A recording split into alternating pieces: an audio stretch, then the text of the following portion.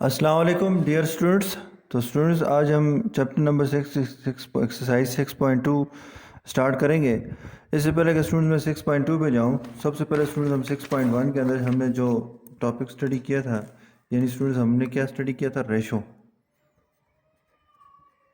तो students ratio के अंदर हमने क्या कहा था कि कंपैरिजन अमंग द टू और more than two quantity is called ratio. तो अब स्टूडेंट्स हमारे पास क्या आ जाएगा, मैं कहता हूँ कि हमारे पास क्या है 3/4, ये आपके पास आ गया रेशो। उसके बाद स्टूडेंट्स हमारे पास क्या आता है, मैं को सॉरी इसको ऐसे लिख लेते हैं 3/4, इस फॉर्म में लिख लेते हैं। उसके बाद स्टूडेंट्स और मैं यहाँ पे लिखता हूँ 12/16। अब स्टूडेंट्स यहाँ पे हमारे पास ये दो रेशोज हैं। तो अब स्टूडेंट देखें, ये हमारे पास क्या है 3 और 4 सिवाय 1 के टेबल के अलावा और किसी टेबल में नहीं आता। तो इसलिए स्टूडेंट ये हमारे पास क्या है, ये सिंपलेस्ट फॉर्म के अंदर है। अब देखें स्टूडेंट्स हमारे पास 12 और 16 है। 12 और 16 जो हैं हमारे पास क्या आ जाएगा, देखें हमारे पास जो ऐसा नंबर ढूंढना है जिसमें 12, जिससे 12 भी डिवाइड हो तो 16 भी। तो 4 के टेबल में आते हैं 4 3 ज़ार 12, 4 4 ज़ार 16। तो इसको अगर स्टूडेंट सिंपलेस्ट फॉर्म में कन्वर्ट करें तो इसको तो क्या आता है 3/4 आता है, और ये दोनों आपस में क्या है, इक्वल है। इसका तो स्टूडेंट 3/4 हो या 12/16 हो, ये आपस में क्या है, इक्वल है। ये आपस में क्या होंगी, इक्वल होंगी। अब स्टूडेंट्स कहते हैं इक्वलिटी ऑफ, हमारे पास जो आज हमारा जो टॉपिक है वो हमारे पास कुछ इस तरह का है। कहते हैं कि प्रोपोर्शन, कहता है equality of two ratio is called a proportion. तो यहाँ पे स्टूडेंट्स क्या कहते हैं, ये इक्वलिटी का साइन, ये आपके पास इक्वल मैथमेटिकली बोले तो कैसे, equality of two ratios is called proportion, proportion. तो अब यहाँ पे स्टूडेंट्स हमारे पास न्यू के हमारे पास जो टाइप आ गए, हमारे पास आगे टॉपिक है वो क्या है हमारे पास, प्रोपोर्शन। तो कहता है जब इक्वलिटी ऑफ टू रेशो हो, यानी दो रेशोज के दरमियान इक्वलिटी पाई जाए तो वो हमारे पास क्या होती है, प्रोपोर्शन होती है। तो स्टूडेंट यहाँ पे हमारे पास इस जगह पे यही लिखा हुआ है equality of two ratios is called proportion. तो वो आपको स्टूडेंट मैंने एग्जांपल से बता दिया। देखें फॉर एग्जांपल स्टूडेंट्स मैं कहता हूँ 1/2 एंड 2/4। तो क्या स्टूडेंट्स हमारे पास 1/2 और 2/4 आपस में इक्वल है। तो इसको चेक करें तो स्टूडेंट देखें 2 1 ज़ार 2, 2 2 ज़ार 4। इसका मतलब स्टूडेंट्स क्या हो जाएगा, यानी 1/2 लिखें या 2/4 लिखें एक ही बात है। तो यहाँ पे हमारे पास क्या आ जाएगा, इक्वलिटी ऑफ 1/2 ये फर्स्ट रेशो है और 2/4 ये सेकंड रेशो है। तो ये हमारे पास क्या आ जाएगा, इक्वलिटी ऑफ टू रेशो, ये एक फर्स्ट रेशो ये second ratio, equality of two ratio is called proportion. अब नेक्स्ट स्टूडेंट हमारे पास कोई और एग्जांपल लिख लेते हैं। मैं कहता हूँ 5/3 एंड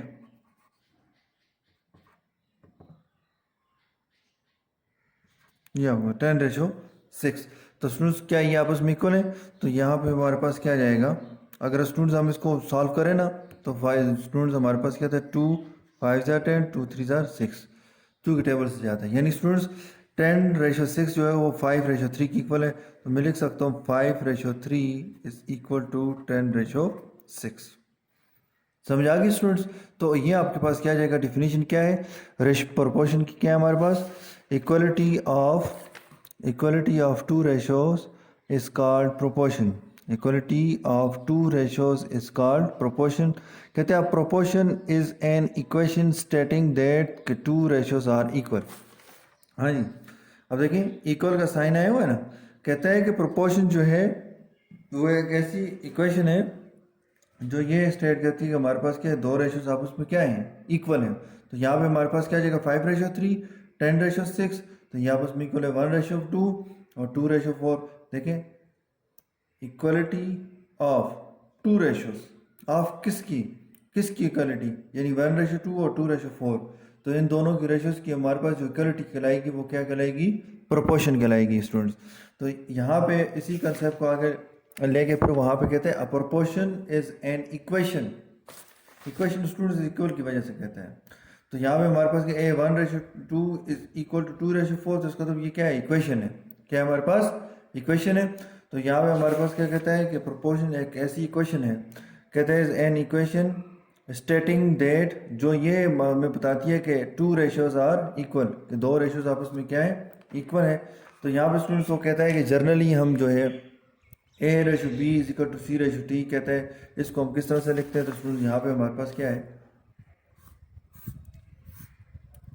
अब यहाँ पे हमारे पास क्या आता है स्टूडेंट, देखें A/B=C/D,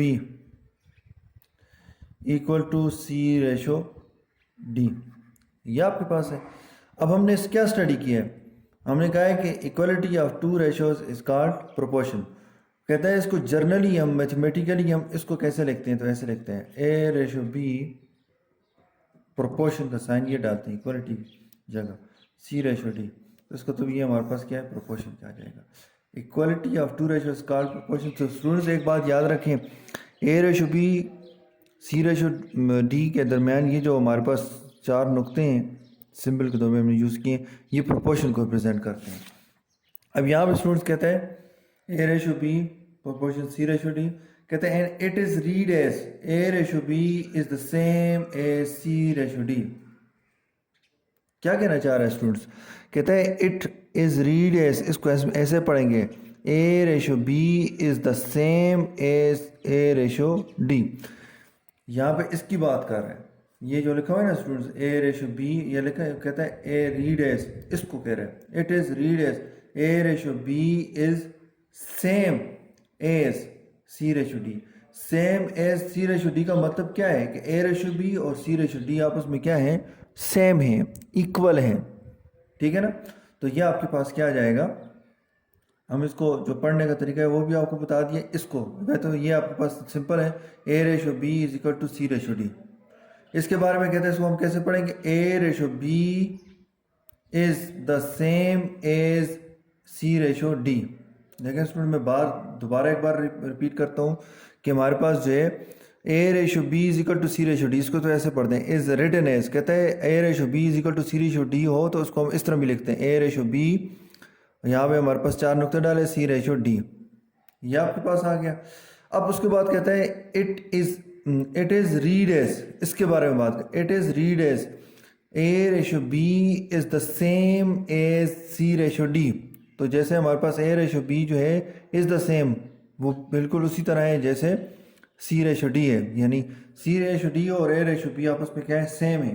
तो सेम मैंने आपको बता दिया कि हमारे पास देखिए 5:3 लिखो या 10:6 लिखो, बात एक ही, क्योंकि देखें जब इसको मैंने 10:6 को हमने सॉल्व किया तो हमारे पास 5:3 आया था।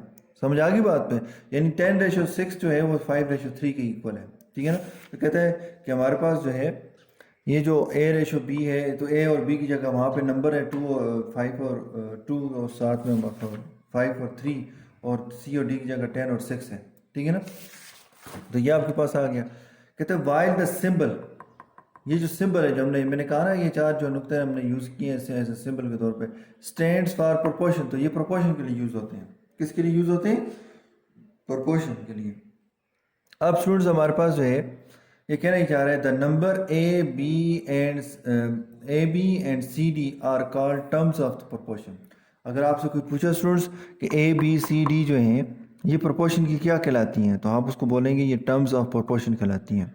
क्या कहलाती हैं, टर्म्स ऑफ प्रोपोर्शन कहलाती हैं स्टूडेंट्स। दूसरा पॉइंट उसने लिखा हुआ है A is the first term, B is the second term, C is the third term and D is the fourth term.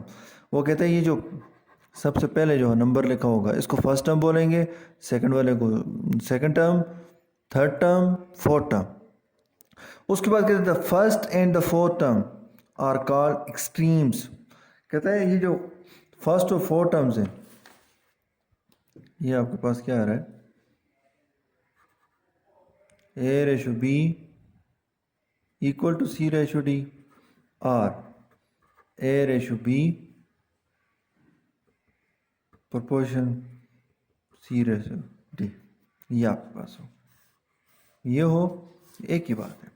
तो उसमें स्टूडेंट्स कहता है ये जो A है ये हमारी फर्स्ट टर्म है, B जो है वो सेकंड टर्म है, सी जो है वो थर्ड टर्म है, डी जो है वो हमारी फोर्थ टर्म है।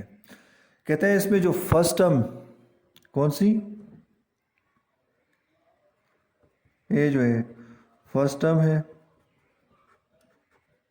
और ये जो लास्ट वाली जो टर्म है यानी फोर्थ टर्म,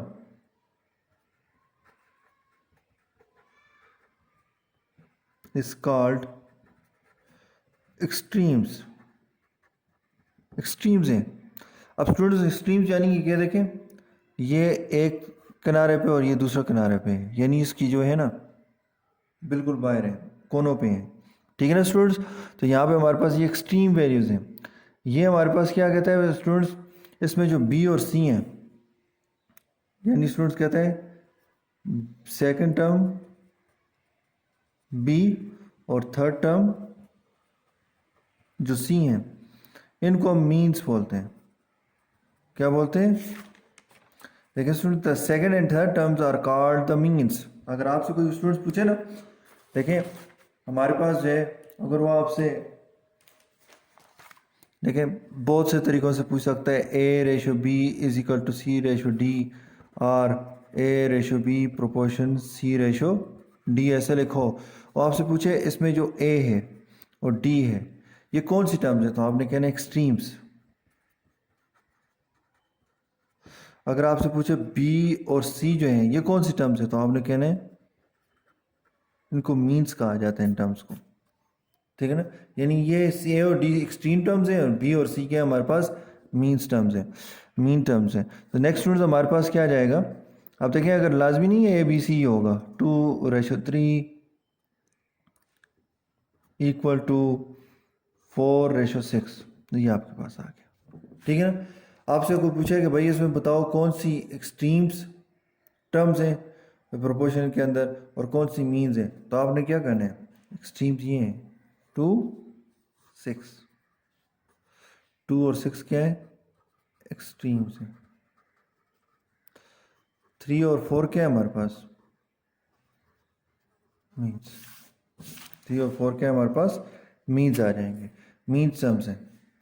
तो नेक्स्ट हमारे पास, तो स्टूडेंट्स इसको दोबारा से हम रिपीट कर देते हैं यहाँ से लेके यहाँ तक।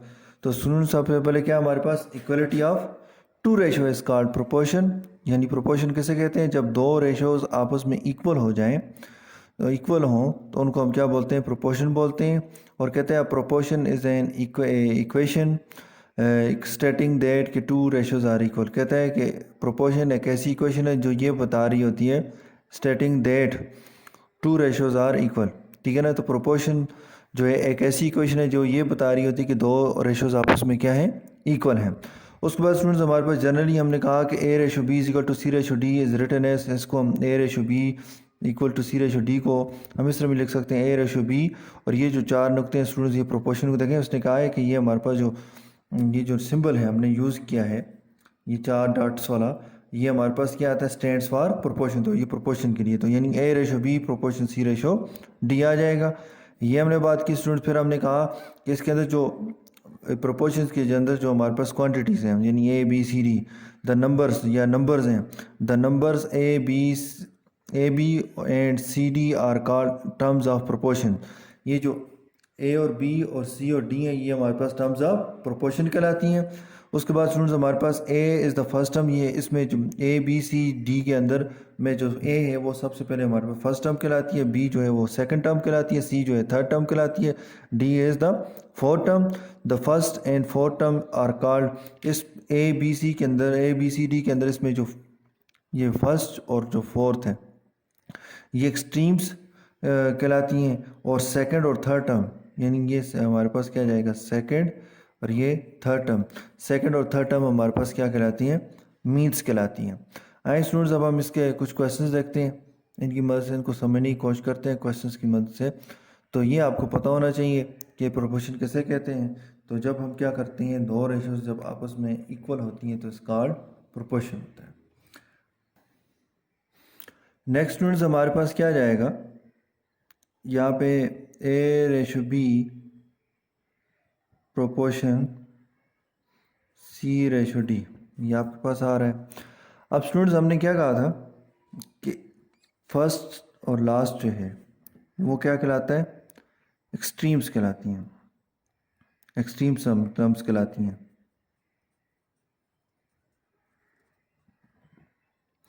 ये जो सेकंड और थर्ड टर्म होती है वो हमारे पास क्या कहलाते हैं, मीन्स कहलाती है students.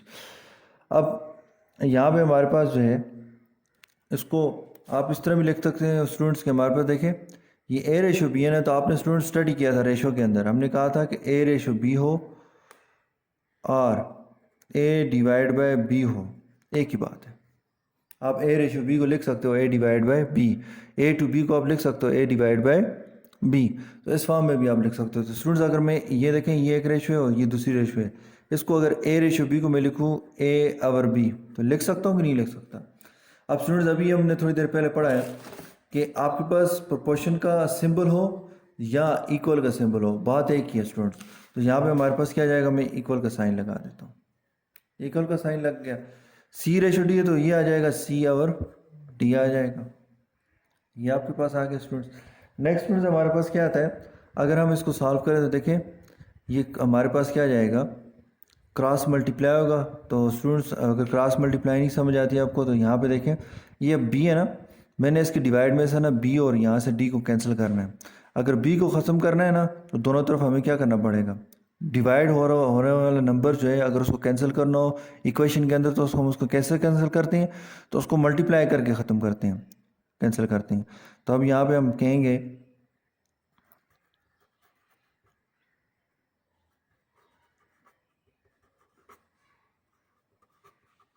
by B on both sides we get। अब स्टूडेंट्स हमारे पास क्या जाएगा, B multiply by A/B is equal to C/D multiply by B। तो B के साथ cancel, A is equal to CB divide by D। अब स्टूडेंट्स हमारे पास यहाँ पे D है, D को कैंसिल करना है तो D को कैंसिल करने के लिए क्या करेंगे, वही काम करेंगे जो यहाँ पे हमने B के साथ किया है, यानी B भी डिवाइड हो रहा है तो D भी डिवाइड हो रहा है। तो हम कहेंगे multiplying by D on both sides ठीक है। तो ये आपके पास क्या जाएगा, A multiply by D is equal to, इस तरफ भी मल्टीप्लाई कर दिया C multiply by D, C multiply B divide by D multiply by D के साथ कैंसिल। तो A multiply by D is equal to B multiply by C। तो students यहाँ पे आप देखें A जो है वो क्या थी, फर्स्ट टर्म थी, D क्या थी आपके पास, फोर्थ टर्म थी। तो यहाँ पे हमारे पास क्या जाएगा, यानी फर्स्ट टर्म फोर्थ टर्म सब मल्टीप्लाई, यानी एक्सट्रीम्स टर्म्स आपस में मल्टीप्लाई होगी। और देखें student B multiply by C है तो इसका मतलब क्या है, सेकंड टर्म और थर्ड टर्म आपस में मल्टीप्लाई हो रही है। तो इसका मतलब क्या है स्टूडेंट्स, यहाँ पे हम अगर इसको मेंशन करें तो इसके मुताबिक क्या होगा, ये मल्टीप्लाई का साइन है तो मैं इसकी जगह लिखता हूँ product of extremes terms is equal to, ये इक्वल का साइन डाला, B मल्टीप्लाई बाय C का मतलब क्या है, प्रोडक्ट। देखें स्टूडेंट ये मल्टीप्लाई से हमने प्रोडक्ट लिया, प्रोडक्ट ऑफ किसका, मीन्स वैल्यूज का, मीन्स टर्म्स का। तो मीन्स टर्म्स कौन सी है, B मल्टीप्लाई बाय C। तो यहाँ पे आ जाएगा क्या, मीन्स। तो इसका मतलब ये हुआ जब भी हम क्वेश्चन सॉल्व करेंगे तो वहाँ पे हम कहेंगे product of extreme is equal to product of means, यानी जो फर्स्ट और फोर्थ टर्म्स है वो आपस में मल्टीप्लाई होंगी और इक्वल टू क्या हो जाएगा, B मल्टीप्लाई बाय C हो जाएगा। यानी सेकंड और थर्ड टर्म यानी मीन्स वाली जो जितनी टर्म्स हैं वो आपस में मल्टीप्लाई हो जाएंगे। क्लियर है स्टूडेंट्स। तो यहाँ से हमने लास्ट में क्या सीखा, जब A/B प्रोपोर्शन C/D होगा तो हम उसको, अगर क्वेश्चन होगा तो हम उसको कैसे सॉल्व करेंगे, तो हम कहेंगे प्रोडक्ट ऑफ स्ट्रीम्स, यानी प्रोडक्ट ऑफ स्ट्रीम्स का मतलब ये है कि product of first term and fourth term and is equal to product of means. तो प्रोडक्ट ऑफ मीन्स का क्या मतलब होगा स्टूडेंट्स, यानी सेकंड और थर्ड टर्म्स का प्रोडक्ट, यानी उसको हमने क्या करेंगे, टर्म्स को जब हम मल्टीप्लाई करेंगे तो कहता है प्रोडक्ट ऑफ स्ट्रीम और प्रोडक्ट ऑफ मीन्स का जो आंसर होगा वो क्या आएगा, आपस में इक्वल आएगा। तो इसको हम स्टूडेंट्स अब आगे जाके क्वेश्चंस करते हैं, उसमें देखते हैं कैसे हमने इसको सॉल्व करना है। तो स्टूडेंट्स हमारे पास क्या है, किस तरह से हम आइडेंटिफाई करेंगे प्रोपोर्शंस को स्टूडेंट्स कि क्या आया ये प्रोपोर्शन है या नहीं है। तो स्टूडेंट्स हमारे पास देखें यहाँ पे कहते हैं 13/7 इज इक्वल टू 39/21, कहते हैं is the given proportion is true. Students ये ट्रू का क्या मतलब है, ट्रू का मतलब ये है कि जैसे आपको मैंने एग्जांपल के यहाँ पे क्वेश्चन के अंदर मैंने कहा देखें कि क्या 5/3 10/6 की इक्वल है, तो आपने स्टूडेंट्स को चेक किया, आपने देखा तो 10/6 जो है वो 5/3 की इक्वल आ रहा था। तो आपने कहा हाँ सर 5/3 लिखें या 10/6 लिखें, वो आपस में क्या है, इक्वल हैं, एक जैसी हैं, ठीक है ना। तो अब देखें स्टूडेंट्स बिल्कुल इसी तरह यहाँ पे वो कहता है कि बताओ क्या 13/7 इक्वल टू 39/21, क्या ये प्रोपोर्शन है, क्या ये proportion given proportion is true. ये जो प्रोपोर्शन दी हुई है क्या कहता है, ये ट्रू है कि नहीं ट्रू। तो अब सबसे पहले स्टूडेंट्स हमारे पास हम कहेंगे the given proportion is 13/7 is equal to 39/21। अब स्टूडेंट्स अभी जो मैंने आपको 2-3 एग्जांपल्स बताई थी, अगर उसकी मेथड से करें तो देखें स्टूडेंट्स, इसको देखें कौन सा ऐसा टेबल है जो इसको काटता है। तो स्टूडेंट्स हमारे पास क्या आता है, 3 का टेबल है। तो 13 3 ज़ा 39 होता है और 13 7 ज़ा 21। तो इसका मतलब ये स्टूडेंट्स ये आपस में क्या है, इक्वल है। तो स्टूडेंट्स प्रोपोर्शन की डिफिनीशन क्या है, जो हमारे पास कि वो क्या कहती है कि equality of two ratios is called proportion. यानी स्टूडेंट्स मैं लिख सकता हूँ यहाँ पे हमारे पास कि 13/7 यहाँ पे क्या आ जाएगा, इक्वल टू 13/7। तो equality of two ratio is called proportion. तो ये प्रोपोर्शन है हमारे पास। अब स्टूडेंट्स हमारे पास ये आपके पास आ गया। अब हम कह सकते हैं the given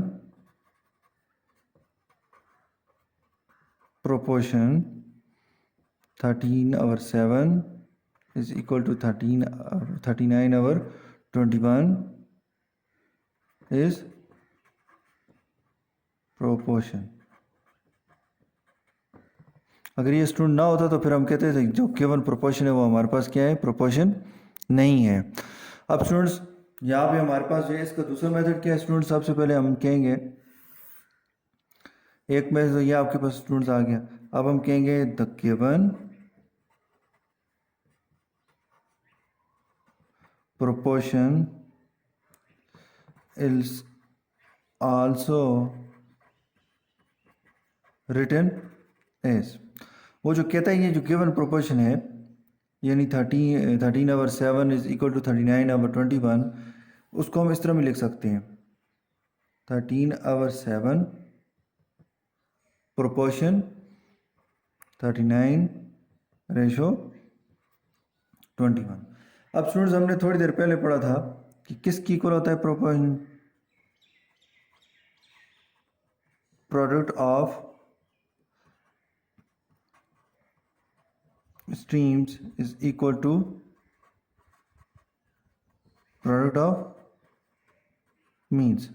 product of stream का मतलब क्या है, फर्स्ट टर्म और फोर्थ टर्म यानी पहली और आखिरी टर्म, ठीक है ना। तो उसका क्या करते हैं, प्रोडक्ट ले लें 13 × 21 इक्वल का साइन डाल दें। तो यहाँ पे प्रोडक्ट ऑफ मीन्स का मतलब क्या है, सेकंड और थर्ड टर्म का प्रोडक्ट। तो 7 × 39। अब स्टूडेंट्स अगर हम इसके अंदर अगर ये दोनों इक्वल आ गई तो समझो ये प्रोपोर्शन है, अगर ये आपस में इक्वल ना आए तो प्रोपोर्शन नहीं है। तो स्टूडेंट्स हमारे पास 21 ×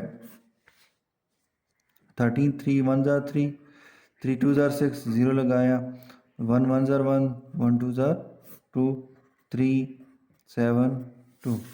तो ये आपके पास है 273 इज इक्वल टू 39 × 7 7 6 7 9 ज़ा 63। तो ये आपके पास क्या जाएगा 3 6 कैरी चल जाएगा 7 3 ज़ा 21 21 + 6 27। तो 273 स्टूडेंट्स। तो आपके पास स्टूडेंट्स हमारे पास एक मेथड ये है कि इसके अंदर हमने क्या किया कि जो गिवन प्रोपोर्शन थी उसको हमने कन्वर्ट किया इस फॉर्म के अंदर। उसके बाद हमने प्रोडक्ट ऑफ स्ट्रीम और प्रोडक्ट ऑफ मीन ले लिया। स्टूडेंट्स अगर ये इक्वल ना आते ना, फर्ज करें स्टूडेंट्स हमारे पास, मैं एक एग्जांपल यहाँ पे आपके सामने देता हूँ। मैं कहता हूँ 1:2 इज़ इक्वल टू 4:9, ये आपके पास है। तो यहाँ पे हमारे पास क्या आ जाएगा 1:2 प्रोपोर्शन 4:9। अब स्टूडेंट्स मैं क्या कहता हूँ, मैं कहता हूँ कि भाई प्रोडक्ट ऑफ स्ट्रीम और प्रोडक्ट ऑफ मीन करें। तो प्रोडक्ट ऑफ स्ट्रीम क्या आ जाएगा, प्रोडक्ट ऑफ, यानी स्टूडेंट प्रोडक्ट ऑफ स्ट्रीम से मेरी मुराद ये है कि पहली और फर्स्ट लास्ट टर्म यानी पहली टर्म को और चौथी टर्म को क्या करो, मल्टीप्लाई करो। 1 × 9 विच इज़ इक्वल टू 9।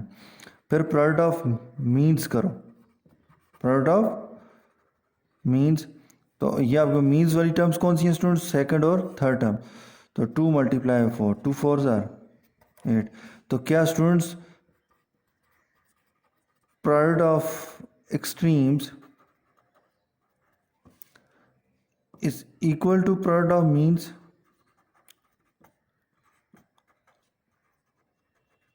क्या स्टूडेंट्स इक्वल है? मीन्स का आंसर 9 है, स्ट्रीम का आंसर 9 है, मीन्स का आंसर 8 है। क्या ये इक्वल है स्टूडेंट्स? नहीं है ना। तो यहाँ हमारे पास क्या आ जाएगा, तो इसका मतलब ये होगा, हम कहेंगे जो भी गिवन प्रोपोर्शन है वो हमारे पास क्या है, प्रोपोर्शन नहीं है। समझ आ गई बात में? तो इस तरह से स्टूडेंट्स हमारे पास क्या आ जाएगा, क्योंकि students equality of two ratios, equality of two ratios बहुत होनी बहुत ज़रूरी है, ठीक है ना। तो हमने देखा तो प्रोडक्ट ऑफ स्ट्रीम और प्रोडक्ट ऑफ मीन्स अगर आपस में इक्वल नहीं है तो इसका तो वो प्रोपोर्शन नहीं है। प्रोडक्ट ऑफ मीन और प्रोडक्ट ऑफ स्ट्रीम अगर आपस में इक्वल है तो इसका मतलब क्या है, वो आपस में प्रोपोर्शन हैं। समझ आ गई बात स्टूडेंट। और दूसरी में स्टूडेंट मैंने ये बताया आपको कि हमने के प्रोपोर्शन लिखा तो जो कट रहे हैं उनको काटा, देखा तो 13 और 7 इक्वल टू 13 और 7 हो गया। तो इसका तो इक्वलिटी ऑफ टू रेशो आ गया ना, इक्वलिटी ऑफ टू रेशोज वो आ गया। तो इसका मतलब equality of two ratio, equality of two ratio is called proportion. कहें द गिवन प्रोपोर्शन 13 और 7 इक्वल टू 13 और 39 और 21 इज प्रोपोर्शन। एक तो मेथड ये स्टूडेंट, दूसरा ये आपके पास कि आप उसको कन्वर्ट करें अगर फ्रैक्शन में इस फॉर्म में अंदर, अगर इस फॉर्म में लिखा हुआ है तो प्रोडक्ट ऑफ मीन एक्सट्रीम और प्रोडक्ट ऑफ मीन्स निकाल दें। अगर वो प्रोडक्ट ऑफ एक्सट्रीम का आंसर और प्रोडक्ट ऑफ मीन का आंसर आपस में इक्वल आता है तो इसका तो प्रोपोर्शन है। और हमारे पास क्या है, ये दो मेथड, इनकी मदद से आपने क्वेश्चन सॉल्व करने हैं। अब स्टूडेंट्स हमारे पास क्या कहता है, question exercise 6.2 question number 1, which of the following proportions are true. कहते हैं बताओ इनमें से कौन से प्रोपोर्शन आपस में ट्रू हैं। तो स्टूडेंट्स का मतलब यही है, क्या यहाँ पे जो लेफ़्ट हैंड साइड है वो राइट हैंड साइड की इक्वल है, यानी इक्वलिटी ऑफ टू रेशो पाई जाती है इनके दरमियान, ये क्या दोनों रेशो जो हैं वो आपस में इक्वल हैं या नहीं है। तो आए स्टूडेंट्स हम चेक करते हैं। तो एक मेथड स्टूडेंट मैंने कहा the given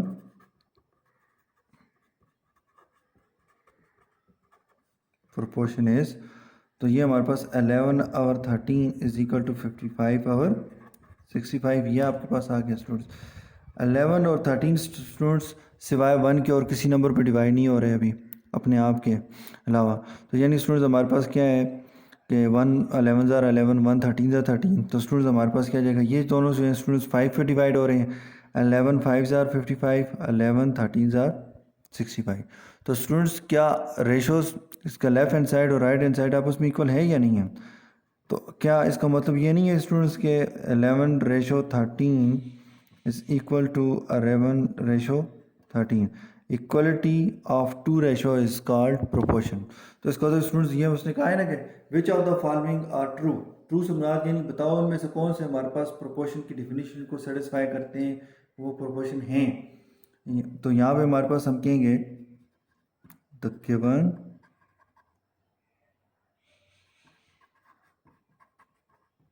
proportion 11 over 13 is equal to 55 over 65 is proportion। तो ये प्रोपोर्शन है आपके पास। एक तो मेथड ये आ गया स्टूडेंट्स, जो आपकी बुक के अंदर लिखा हुआ है उसके मुताबिक स्टूडेंट्स हमारे पास क्या जाएगा, ये भी हो सकता है। और इसके अलावा स्टूडेंट्स यहाँ पे हमारे पास क्या आता है, हम कहेंगे तो गिवन proportion, गिवन प्रोपोर्शन क्या है, 11/13 is equal to 55/65 can be written as, उसको हम इस तरह से भी स्टूडेंट्स लिख सकते हैं। तो कैसे लिख सकते हैं एज, कि हमारे पास क्या आ जाएगा 11/13 प्रोपोर्शन 55/65। ये करने के बाद स्टूडेंट्स हमारे पास सबसे पहले हम कहेंगे कि भाई प्रोडक्ट ऑफ स्ट्रीम्स निकालें। प्रोडक्ट ऑफ स्ट्रीम्स, तो प्रोडक्ट ऑफ स्ट्रीम से मुराद क्या है स्टूडेंट्स, कि भाई क्या करें, प्रोडक्ट लें, product of streams. In streams किसको कहा जाता है, फर्स्ट टर्म को और फोर्थ टर्म को, यानी students first term multiply by fourth term. ये first term multiply fourth term, यहाँ पे फर्स्ट टर्म की जगह क्या है हमारे पास 11 है, मल्टीप्लाई बाय फोर्थ टर्म की जगह क्या है हमारे पास 65 है। तो स्टूडेंट्स यहाँ पे हमारे पास क्या आ जाएगा, हम कहेंगे 65 है, तो 65 मल्टीप्लाई बाय 11, तो स्टूडेंट्स हमारे पास क्या आ जाएगा 1 5 ज़र 1 1 5 ज़र 5 1 6 ज़र 6 0 1 5 ज़र 5 1 6 ज़र 6 5 6 + 5 11 1 के चल जाएगा, तो ये आपके पास आता है 715 आ गया। नेक्स्ट स्टूडेंट्स हमारे पास क्या आ जाएगा, प्रोडक्ट ऑफ मीन्स। तो प्रोडक्ट ऑफ मीन्स का मतलब क्या है स्टूडेंट्स, कि इस गिवन प्रोपोर्शन की दूसरी और तीसरी टर्म, यानी स्टूडेंट्स हमारे पास क्या आ जाएगा, second term and third term को आपस में मल्टीप्लाई करो, तो हमारे पास क्या आ जाएगा 13 मल्टीप्लाई बाय 55। तो यहाँ पे हमारे पास क्या आ जाएगा 55 मल्टीप्लाई बाय 13, 3 5 ज़र 15 15 का 5 है, 1 के 3 5 ज़र 15 + 1 16 16, तो ये आपके पास 0 1 5 ज़र 5 1 5 ज़र 5 5 6 + 5 11 6 + 1 5 + 1 6 6 + 1 7, तो ये भी हमारे पास कितना आ रहा है 715 आ रहा है। तो इसका मतलब ये हुआ स्टूडेंट्स कि प्रोडक्ट ऑफ एक्सट्रीम्स और प्रोडक्ट ऑफ मीन्स आपस में क्या है, इक्वल हैं। जब स्टूडेंट्स ये आपस में इक्वल है तो इसका मतलब क्या हुआ स्टूडेंट्स, कि ये आपके पास क्या आ जाएगा, जो हमारे पास जो था गिवन, इसका मतलब जो है हमारे पास जो एक जो प्रोपोर्शन दिया हो गया है वो आपस में क्या है, इक्वल है। तो अब हम कहेंगे कि हम कहेंगे as product of extremes is equal to product of means. तो ये आपस में इक्वल आ गए हैं, तो अब हम कहेंगे hence the given proportion is true. तो वो हमारे पास क्या है, ट्रू है, यानी ये हमारे पास ठीक है कि भाई इक्वलिटी ऑफ टू रेशो पाई जाती है इनके दरमियान। अब स्टूडेंट्स हम एक ऐसा क्वेश्चन करते हैं जिसमें इक्वलिटी ऑफ प्रोपोर्शन ना पाई जाए, यानी ट्रू ना हो, ताकि आपको ये बात भी समझ आ जाए। तो स्टूडेंट्स हमारे पास क्वेश्चन नंबर 1 का पार्ट नंबर 5 है, तो इसको देखते हैं स्टूडेंट्स। यहाँ पे ऑलरेडी स्टूडेंट देखें हमारे पास क्वेश्चन है 6/2 प्रोपोर्शन 18/4। तो ऑलरेडी स्टूडेंट्स ये कन्वर्ट हुआ है, वहाँ पे फ्रैक्शन में था, तो ये हमारे पास 6/2 18/4। फर्स्ट ऑफ ऑल स्टूडेंट्स अगर ये है कि इसको हमने देखना है कि ये प्रोपोर्शन है, ये ट्रू है कि ये प्रोपोर्शन है या नहीं है, तो ट्रू और फॉल्स को चेक करने के लिए सबसे पहले हम कहेंगे क्या करेंगे स्टूडेंट्स, प्रोडक्ट ऑफ एक्सट्रीम्स लेंगे। एक्सट्रीम से मुराद क्या है स्टूडेंट्स, यानी पहली और लास्ट हमारे पास जो टर्म है उसको मल्टीप्लाई कर लेंगे। तो मल्टीप्लाई बाय प्रोडक्ट यानी मल्टीप्लाई बाय स्ट्रीम्स से मुराद यानी फर्स्ट और फोर, फर्स्ट पे 6 है और फोर्थ पे 4 है, तो 6 4 ज़ा 24। फिर उसके बाद स्टूडेंट्स प्रोडक्ट ऑफ मीन्स की बात करते हैं। तो प्रोडक्ट ऑफ मीन्स का मतलब क्या है, सेकंड और थर्ड टर्म। सेकंड टर्म क्या हमारे पास 2, थर्ड टर्म हमारे पास 18, तो 18 2 ज़ार 36। तो अब यहाँ पे हम कहेंगे so product of extreme does not equal to product of means. Students true कब होता है? जब प्रोडक्ट ऑफ एक्सट्रीम और प्रोडक्ट ऑफ मीन क्या हो कि आंसर क्या हो, सेम आए। यहाँ पे सेम नहीं आए तो इसका मतलब क्या, ये प्रोपोर्शन नहीं है। तो हम कहेंगे hence the given proportion is not true या is false, ये आ जाएगा फॉल्स। नॉट ट्रू का मतलब फॉल्स ही है, ठीक है ना, इस फॉल्स, तो ये नहीं, ये प्रोपोर्शन नहीं है हमारे पास। तो इस तरह से स्टूडेंट्स आप अपने क्वेश्चंस को सॉल्व करेंगे। तो स्टूडेंट्स आज हमने स्टडी किया किसके बारे में, प्रोपोर्शन के बारे में। तो प्रोपोर्शन के अंदर हमने बात की, तो हमने स्टूडेंट्स सबसे पहले क्या कहा कि प्रोपोर्शन किसे कहते हैं, equality of two ratio is called proportion. फिर हमने स्टूडेंट बात की कि जनरल फॉर्म में हम लिख सकते हैं इसको A ratio B is equal to C ratio D बोलते हैं, या हमारे पास ए रेशियो बी, इसको प्रोपोर्शन का ये सिंबल है, चार नुक्ते हैं स्टूडेंट्स। तो इसको हम क्या, पॉइंट्स को हम क्या लिखते हैं, जब हम लिखते हैं तो हमारे पास प्रोपोर्शन को ये क्या करता है, स्टैंड्स फॉर प्रोपोर्शन यूज़ होता है। तो सी रेशो डी आ गया, तो कहता है स्टूडेंट्स हमारे पास क्या है, हम इसको कैसे पढ़ेंगे, it is read as A ratio B is the same as A ratio D, C ratio D, C ratio D. और उसके अलावा स्टूडेंट्स हमने कहा गया कि हमारे पास इसके अंदर जो हमारे पास क्या है, the numbers A B C D are terms, ये जो हमारे पास वहाँ पे जो नंबर हम यूज़ करेंगे इन सब को हम टर्म्स बोलेंगे। इनमें जो हमारे पास ए होगा, यानी स्टूडेंट्स ये फर्स्ट होगा, ये हमारे पास फर्स्ट टर्म है, ये सेकंड टर्म है, ये थर्ड टर्म है और ये फोर्थ टर्म है। इसमें स्टूडेंट्स हमारे पास जो फर्स्ट और फोर्थ टर्म है ये हमारे पास एक्सट्रीम्स टर्म्स कहलाती हैं, और जो स्टूडेंट्स हमारे पास क्या कहलाती हैं, सेकंड और थर्ड टर्म है, वो हमारे पास मीन टर्म्स कहलाती हैं। उसके अलावा स्टूडेंट्स फिर हमने देखा कि हमारे पास जो है कि जब भी किसी इसकी प्रोपोर्शन के अंदर हम देखें तो हमारे पास क्या होता है, product of extremes is equal to product of means. तो ये आपने याद रखना है, ये स्टेटमेंट क्लियर है कि product of extremes is equal to product of means, it's means वो प्रोपोर्शन है। तो इसको आपने देखना है स्टूडेंट्स। और इसके अलावा एक्सरसाइज के अंदर आपके पास जो क्वेश्चन होगा वो आपने अभी आपको होम असाइनमेंट में देते हैं, वो आपने सॉल्व करना है। ये आपकी स्टूडेंट्स होम असाइनमेंट है जिसको आपने घर में सॉल्व करना है।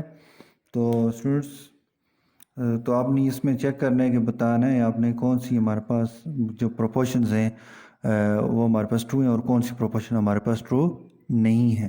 तो स्टूडेंट मेथड आपको बता दिया गया है, क्वेश्चंस भी आपको सॉल्व करके दे दिए हैं। तो स्टूडेंट्स आपने ये नीट कॉपी इसके ऊपर उतारना है, इसको सॉल्व करना है। तो किसी को कोई क्वेश्चन हो आप मुझसे पूछ सकते हैं। शुक्रिया, अल्लाह हाफ़िज़, अस्सलाम वालेकुम।